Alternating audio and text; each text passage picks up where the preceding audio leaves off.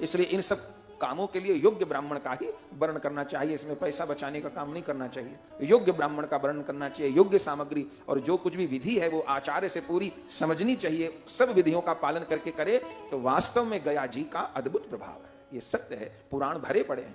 अरे हमारे ठाकुर स्वयं महाप्रभु जी गया जी गए हैं, पिताजी कहकर गए कि मेरा पिंड भर के आना। तो गया जी में क्या है, आप लोग जाएंगे तो दर्शन करेंगे। जो मुख्य गयाशिल जिसको बोलते हैं, वहां पर नारायण के चरण चिन्ह तो हैं। ये बड़ी शिला पर नारायण के आखिरी श्राद्ध वहीं पर होता है। अर्थ क्या है, जीव का उद्धार कहां है? जीव का उद्धार तो हरि के चरण कमल में है।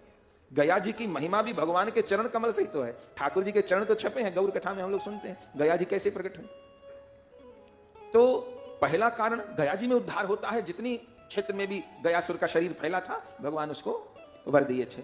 लेकिन पहला कारण गौकर्ण जी दूसरा गोत्र बोल रहे हैं, तो इसलिए नहीं धुंधकारी तक पहुंचा। और एक और कारण है कि उसकी हत्या हुई वैश्याओं के द्वारा, और फिर उसने जीवन में अपने माँ बाप को कष्ट दिया। जो अपने माता पिता पर हाथ उठाता है तो उसके लिए फिर कोई सत्कर्म बाकी नहीं रहता। कोई भी सत्कर्म अनुष्ठान उसको लाभ नहीं देगा, जो कि माँ बाप को उसने मारा। तो एक ये भी मुख्य कारण है।